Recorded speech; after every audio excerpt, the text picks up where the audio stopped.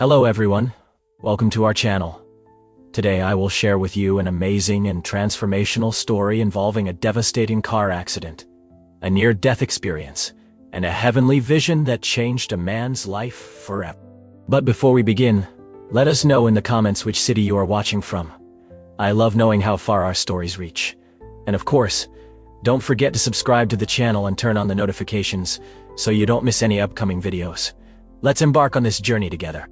Hello, my name is Asher Caldwell, and I'm just an ordinary man living in Charlotte, North Carolina.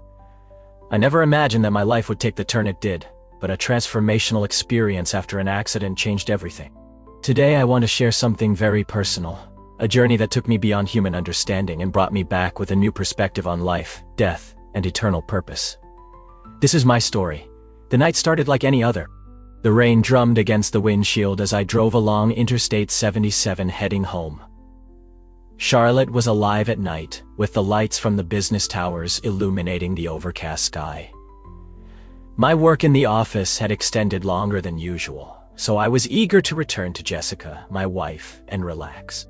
The radio played softly, a song I barely paid attention to, as my mind wandered through everyday thoughts. I need to remember to buy Jessica's birthday present tomorrow, I thought. Dinner also crossed my mind, likely leftovers from the night before. Nothing seemed out of place until it started. The traffic was relatively light, but the rain had turned the highway into a slippery trap. The headlights reflected off the gathered puddles, creating a kaleidoscope that made it hard to see. My tires were good but had seen better days. When I took a slightly sharper turn, everything happened in an instant.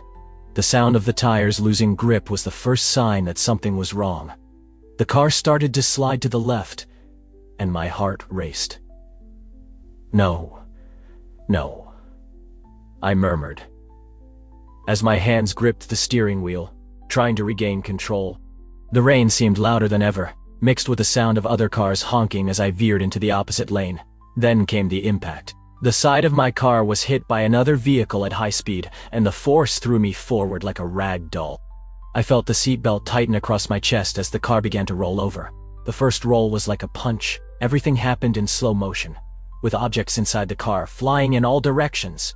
My backpack, the phone, even an empty cup. The second roll brought a different sensation, even an empty cup. A part of me realized that this could be the end. There was no pain, just a terrifying awareness of the gravity of the situation. When the car stopped rolling, I was upside down, held by the seatbelt. The sound of the rain mixed with the distant noise of sirens approaching. And then, silence. Everything went dark. For a moment I thought I was unconscious. But something was different.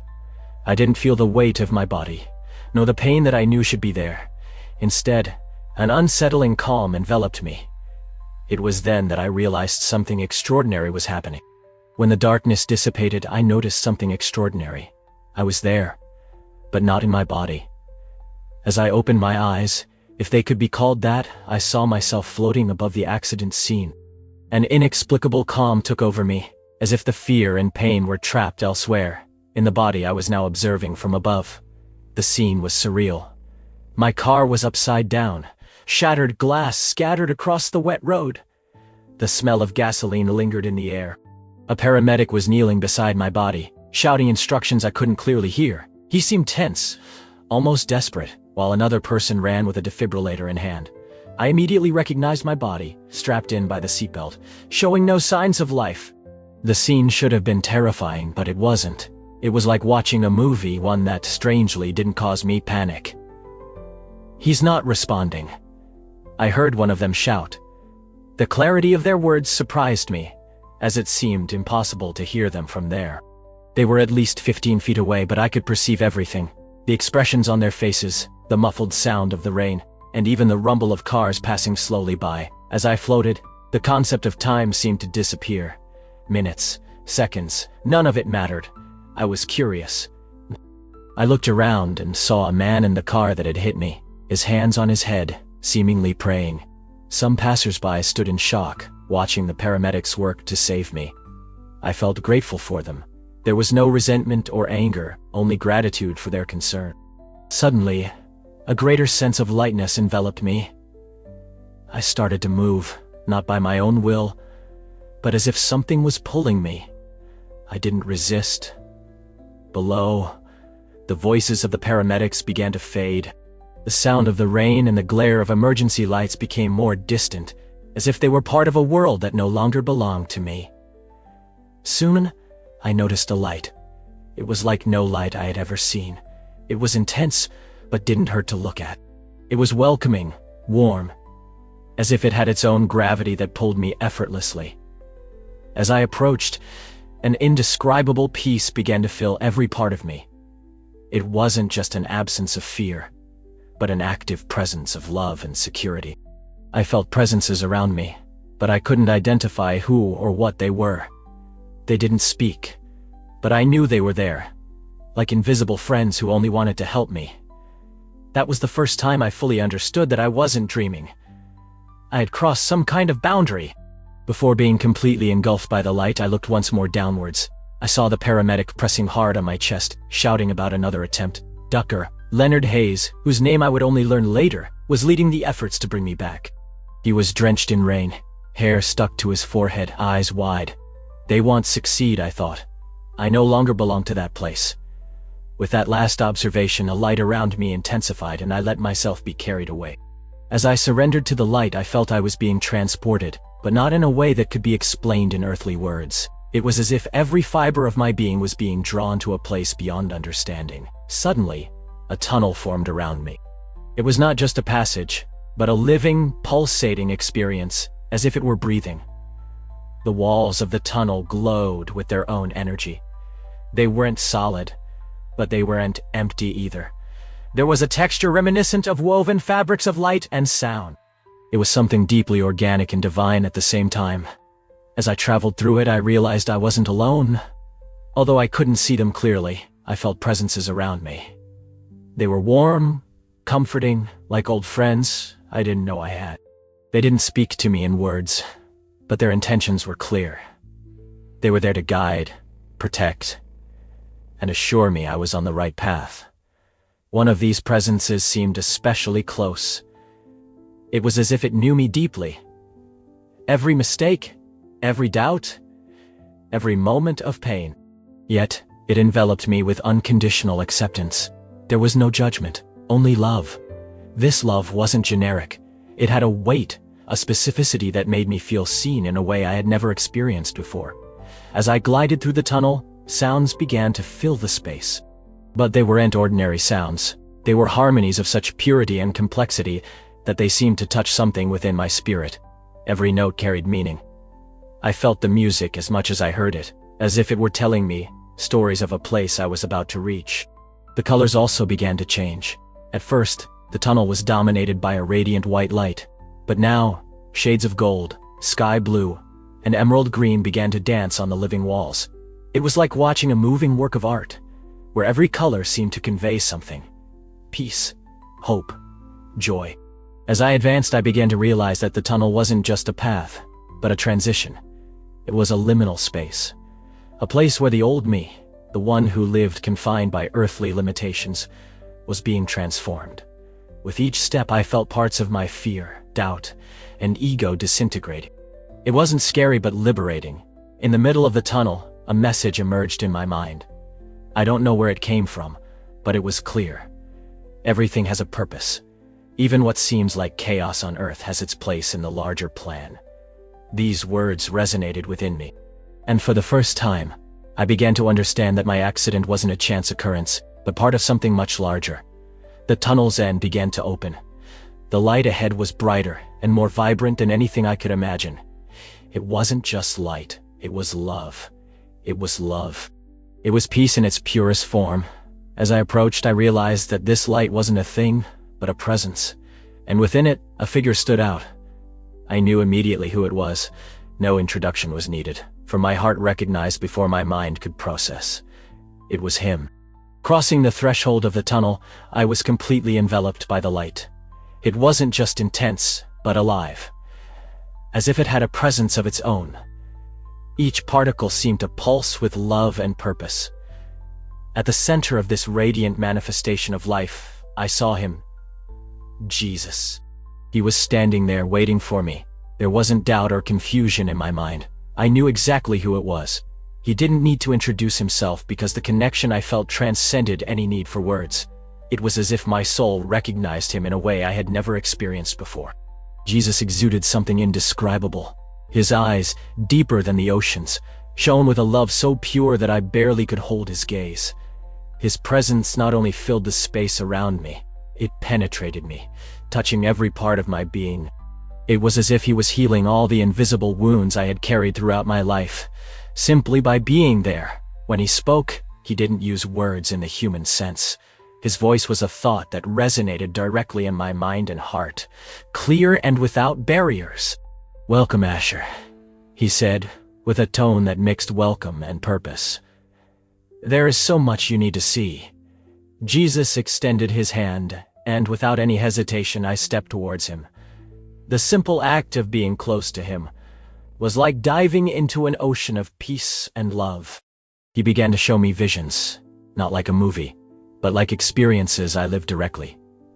In the first vision, I saw souls in heaven. They were resting passively. They were vibrant, full of life and purpose. I saw some in worship, others in creative activities, and still others interceding for the people on earth. What struck me the most was the evident joy in everything they did. Heaven is not inertia, Jesus explained. It is movement, creation, communion. Later, he showed me how prayers on earth interact with heaven. I saw beams of light rising, like currents of divine energy, connecting the two realms. The celestial souls participated actively, channeling these prayers and collaborating with God's will to bring grace and redemption to the world. In another moment, Jesus shared something that left me uneasy. He revealed how many on earth sought contact with the dead in wrong ways, ignoring the spiritual dangers involved. "Souls in heaven cannot be summoned as men think," he said, with a gentle sadness in his voice. "Interaction happens only under divine direction." This warning was followed by a vision of people on earth wasting time and energy in deceptive practices when the truth was available to them all the time, in the form of prayer, faith, and communion with God. "Share this," he requested, "but do so in a way that inspires and comforts, not to impose." When the vision ceased, he came closer. "Your journey on earth is not over yet," he said, with a firm but kind look. "There's more you need to do. What you experienced here wasn't an accident. It is a calling." I felt a mix of emotions. Part of me wanted to plead to stay, to never leave that place of perfect love, but another part knew he was right. My mission was not complete. Jesus placed a hand on my shoulder. It was a touch so full of love that I felt embraced within an embrace that transcended anything physical. "Go," he said, "and live with heaven in mind." With these words, the light began to fade, not abruptly, but gradually, as if I was being taken back to the earthly world. Jesus' presence was still with me, but the infinite peace of the place where I had been began to give way to pain and reality. As I was completely enveloped by the light, the earthly world seemed distant, like an almost forgotten echo. Heaven opened before me, and what I saw was so extraordinary that for a moment I wondered if my mortal mind would be able to comprehend it. I was in a vast realm of indescribable beauty. There was neither sun nor moon, but an omnipresent light illuminated everything perfectly. The very atmosphere seemed to vibrate with love and peace. There were fields of impossible colors, rivers so crystalline they seemed made of pure liquid light, and majestic structures that followed no earthly architecture. Jesus guided me through a clear vision of the souls in heaven. I saw them in perfect harmony, performing roles that went beyond any concept of work or task we know on earth. Each soul seemed to be in complete joy, driven by a purpose so pure that it was impossible not to feel the intensity of its satisfaction. There were groups in worship, but it wasn't static worship. They sang, created, moved in a rhythm that seemed to sustain the entire universe. The sound of their songs was something that filled the air, but also seemed to flow within me, connecting me to everything around. I saw other souls engaged in activities that resembled creative work. They were shaping landscapes, building what seemed to be ethereal structures, perhaps part of the new heaven and earth Jesus had mentioned. "Nothing here is without purpose," he explained. "Nothing here is without purpose," he explained. "Every action is a form of worship and an expression of God's glory." Jesus then showed me something even deeper. the interaction between heaven and earth. I saw celestial souls interceding for the people still living in the earthly world. They prayed fervently, their faces filled with love and compassion for those they had left behind. But there was also a peace in them, an understanding that everything was under divine control. They are not bound to the past, Jesus explained. They remember their loved ones, but not in a way that prevents them from moving forward. There is complete trust in God's plan. I saw beams of light rising from earth. They were prayers. Each prayer seemed to have its own form, some more intense and bright, others gentle and delicate. When they reached heaven, the souls helped channel these prayers, guiding the divine grace back to earth. Jesus pointed to the beams of light and said, "These are connections that keep the two realms in communion." Every prayer has an impact. Even when it seems small, none goes unnoticed. He showed me how some prayers, even the simplest ones, could move mountains. There is power in words spoken with faith, he said, but there is even more power in the surrender, in the silence of the heart that fully trusts. Jesus also showed me newly arrived souls in heaven. Some were in immediate joy, while others seemed to struggle to free themselves from their earthly bonds. The excessive mourning by those left behind can hinder this transition, he explained. That's why it's important to live with heaven in mind, not as an end, but as a continuity. Finally, he revealed a majestic scene, a new heaven and earth being formed. It was like a picture in motion, with colors, shapes, and life pulsating in perfect sync. "This is what is to come," he said, "a realm without pain, without tears, where God's glory will be fully known." Everything I had seen until that moment began to intertwine. The pieces of the puzzle came together, and I understood that earthly life was just the beginning. Our purpose does not end with death. It is amplified, elevated. Heaven is not the end of the journey, but the beginning of an eternity of service, love, and communion with God. After everything Jesus showed me, the souls in heaven, the intercession for those on earth, and the vision of the new heaven and earth, I thought my journey was over. Being there, surrounded by absolute love and peace, seemed like the perfect ending.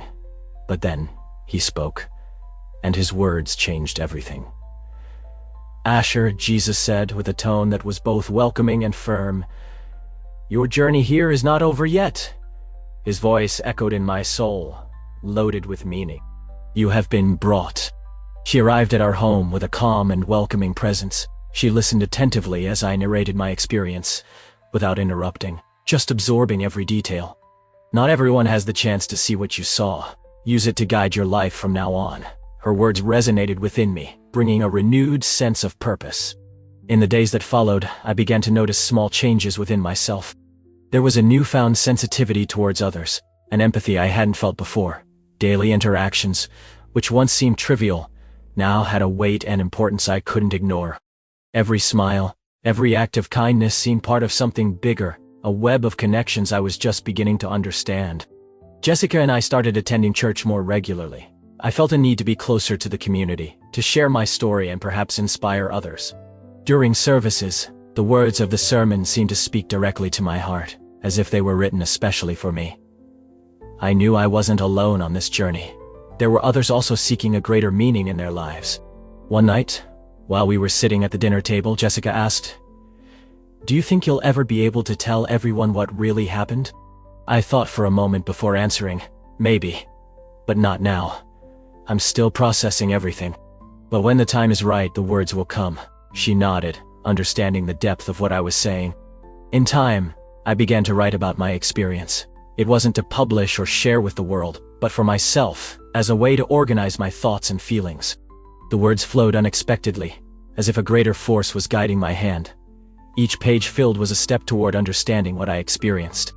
As I wrote, I realized my story wasn't just about what happened to me, but about the impact it had on my life and the lives of those around me.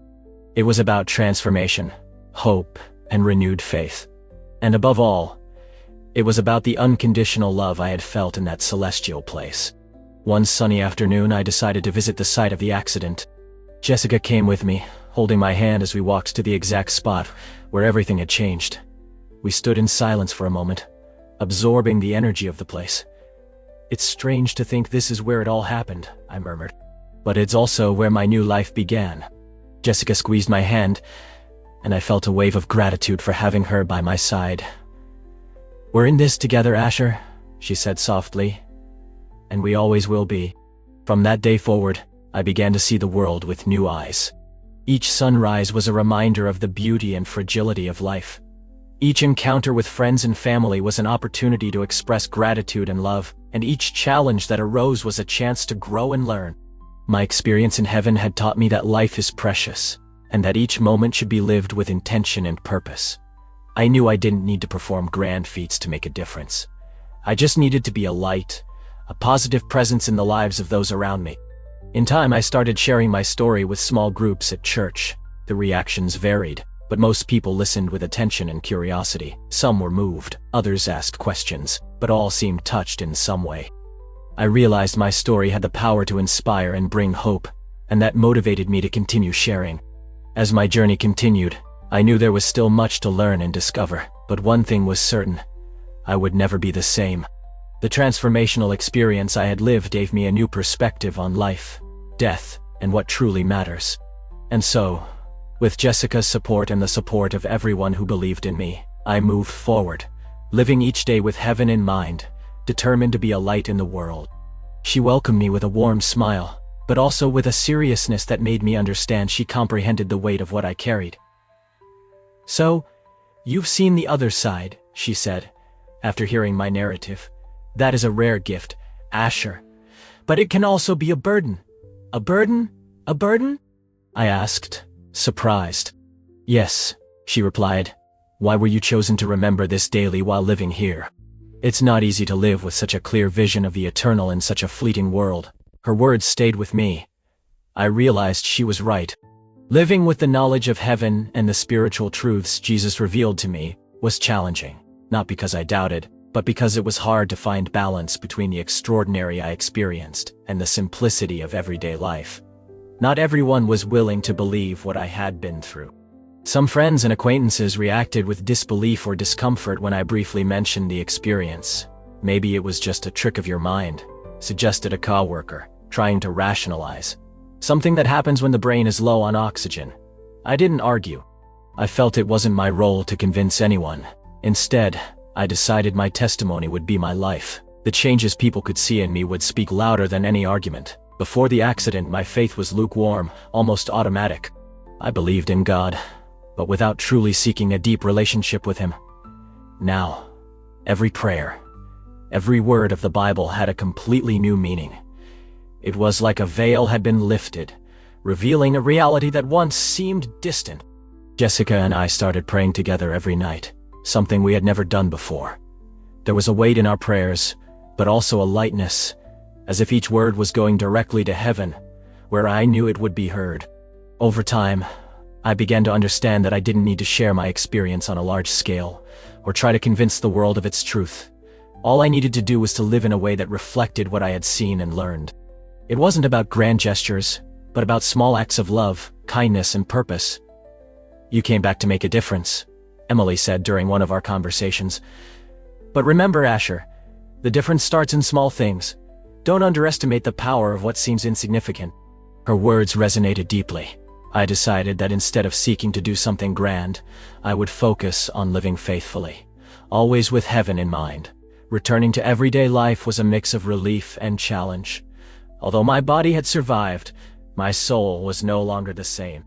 After such a transformative experience, it was impossible to look at the world in the same way. Small interactions, decisions, and even mundane moments now carried spiritual weight. Everything seemed connected to something greater. When I returned to work, I realized I saw people differently. Before the accident, my colleagues were just figures in the backdrop of my life, each with their tasks and responsibilities. Now, each face seemed to tell a story I could not ignore. I saw them as souls, each one struggling, seeking meaning, or facing invisible battles. One day during a break, I sat next to Sam, a coworker who rarely spoke. He seemed more downcast than usual, eyes fixed on the coffee cooling in his hands. "Are you okay, Sam?" I asked, genuinely interested. He hesitated before answering.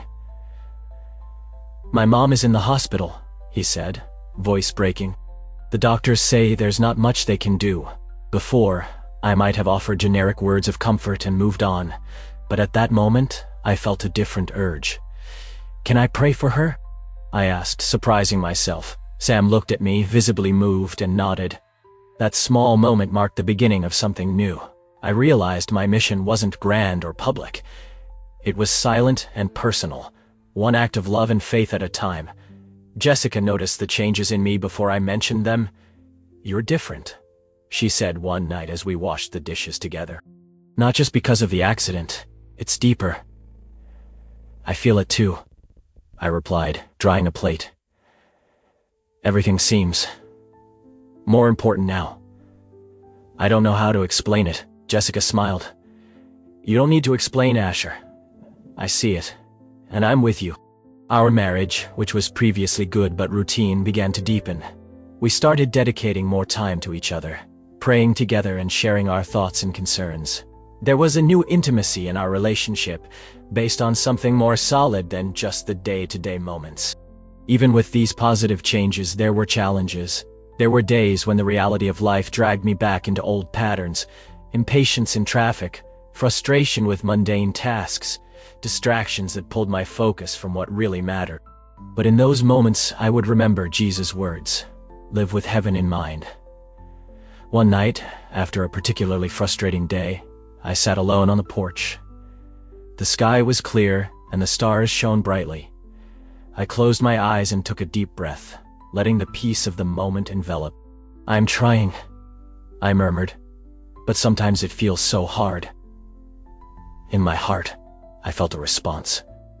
Not words, but a sense of comfort, as if Jesus was telling me, "I know. Keep going."